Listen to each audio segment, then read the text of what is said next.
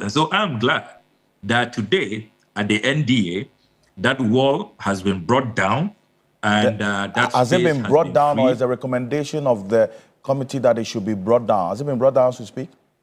Yes, it has been brought down. It was brought down this afternoon, and we have sent a very clear message that President Mohammed's directive ought to be obeyed. I mean, a lot of bizarre things are happening in our country, and that's one of them. I mean, how can government land? And remember that under Article 2571 of the Constitution is very clear. All state lands are for the Ghanaian people. We only entrust those lands in the care of the president. The president is looking over these lands on our behalf. And so all of us must take interest in these lands. And you have a situation where in the case of NDA, the land that was originally allocated to them, 1.72 acres, I have all the documents here.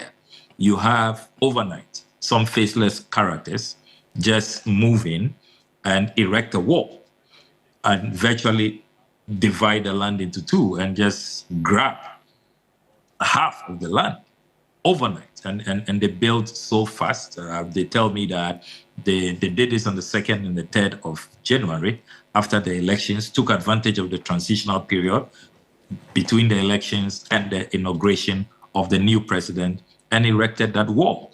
I can confirm to you this evening that following the recommendation we made to President Mohammed's Security Committee, they have moved in this afternoon to bring down those walls. And we have made clear that President Mohammed's directive must be obeyed. President Mohammed has said that the Lands Commission should stop. There must be an immediate cessation of all allocation of lands, all perfection of title, all of those shenanigans going on under the cover of darkness, just to continue with the state capture. President Mohammed is saying that no more state capture. Enough is enough. No bungalow is being sold. No state land is being sold. No state hotel is being sold. Everybody should back off. And the Lands Commission has been directed within 14 days to present a comprehensive report to the Office of the President on the status of all public lands and the public lands that they have sold. Remember that we in Parliament, over the past 5 years and more, have been demanding a report from this Akufo-Addo government, from the Lands Ministry, and time without number. The Lands Minister, the former Lands Minister, the Honorable Samuel Abu-Jinabo, has failed, blatantly failed, in utter disregard, a very contemptuous conduct. He has failed to provide data on the state of public lands and who they have sold those public lands to. Remember that we even summoned him before the Assurances Committee, and again, he failed to produce that.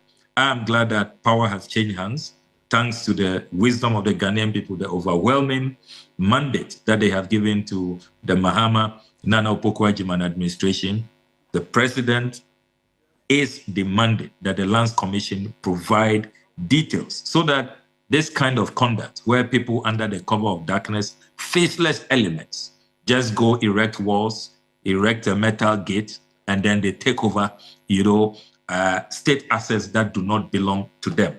Remember that only this weekend, if Team Oral had not responded to a distress call from workers of the Foreign Ministry and the Gender Ministry, who are just behind the State House, behind Parliament, 4 bungalows will have been demolished. But for our timely intervention, those 4 bungalows, and you see, the sad part is that one of those bungalows had only recently, less than 4 months ago, been renovated with funding from the US government. The US Embassy financed the renovation of that bungalow, and that is where our anti-human trafficking staff of the Gender Ministry stay. They have been harassed. They were being forced out. Bulldozers had moved in to demolish those 4 bungalows. It had to take Team Oral's timely intervention. And as we speak, we have had to ask President Mohammed's Security Committee to station men, national security operatives, at those bungalows to prevent these faceless private developers from demolishing those properties. I mean, what's going on?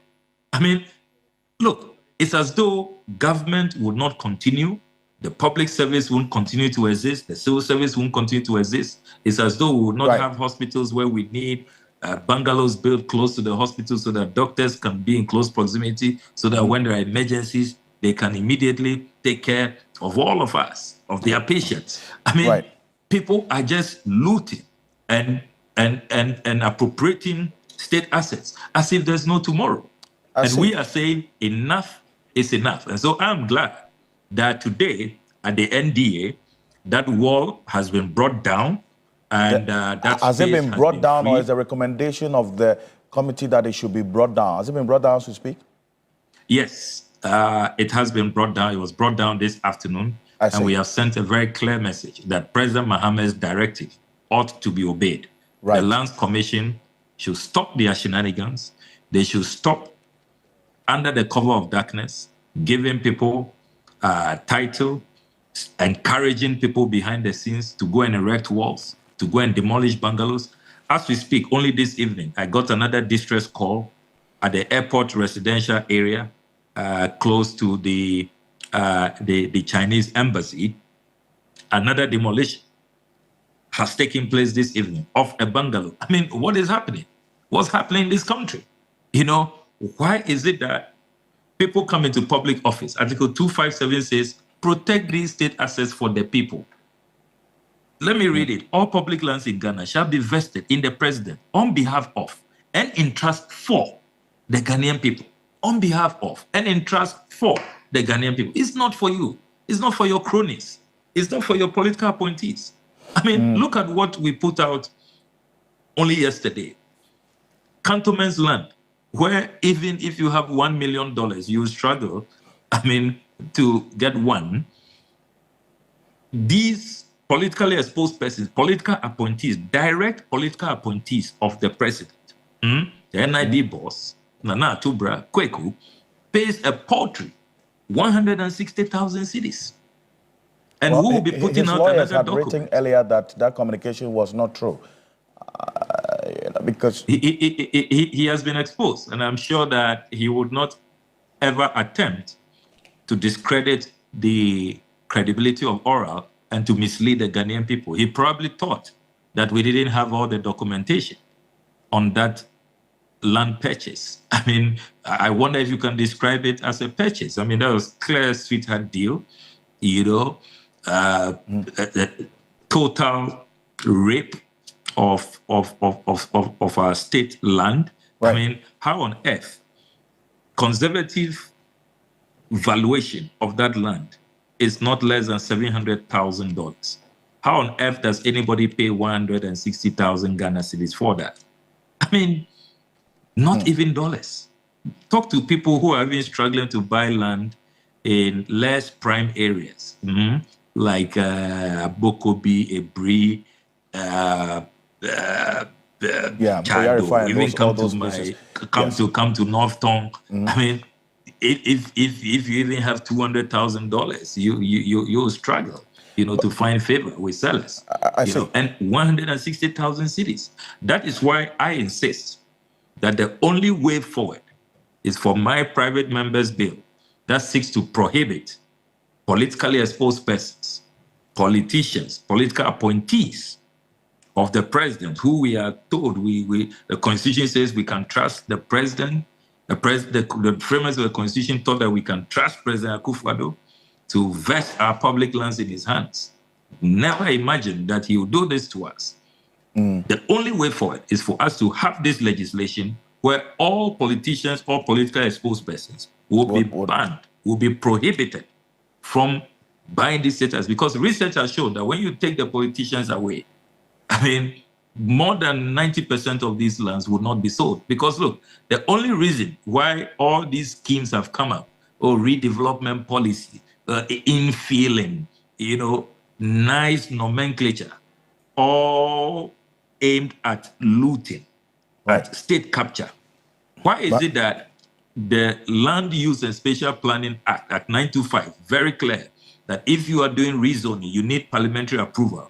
Why is it that All of this rezoning being done, from agric mechanization to the parks and gardens land in in Accra and Tamale, in fact, Mr. Ablakwah, AU Village, all the lands that are being looted under the guise of rezoning and redevelopment. Right. No parliamentary approval. They are not following the legal process. Then all these lands end up in the hands of politicians, politically exposed persons. What we're going to do... We must stop this. Yes, because we're going to have a bigger, lengthy conversation in the coming days, and you know this. So we know that you visited the AU Village lands as well. The La Wireless area was no exception.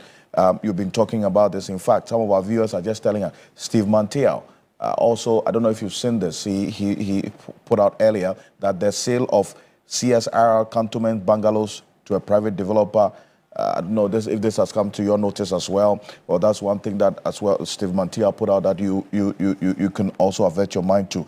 But is there any confusion about the work of this preparatory team of Operation Recover or Loot, or it is as clear as it should be for those who are so minded, really? Because this is a matter that was quite prominent earlier today at the Appointments Committee, the vetting of the Attorney General Minister of Justice nominee, Dr. Dominic Ayeni. Still questions are being asked about why oral, what really are you going to be doing? Just a quick one on this. So let me very quickly confirm to you and your viewers that the Dr. Steve Mantiao concern, today as part of our tour, we went to the CSIR cantonments enclave where our scientists, I mean, every country protects their scientists. Scientists are so rare. I mean, these are your creme de la creme. You want to take very good care of them. You don't just throw them out of their bungalows the way it's being done. And we have intercepted the letters. I mean, the board met after the elections. They wrote to them on the 30th of December, 2024, was giving them only 1 month notice to move out. I mean, why do you treat the country's scientists that way? These are people who helped us to stay alive during COVID. Is that how we reward them? You know, so we've gone there and we have made clear that the president's directive stands. The attempt to go demolish those bungalows and to relocate those scientists, we do not endorse that. And the president's directive is very clear that there must be an immediate cessation.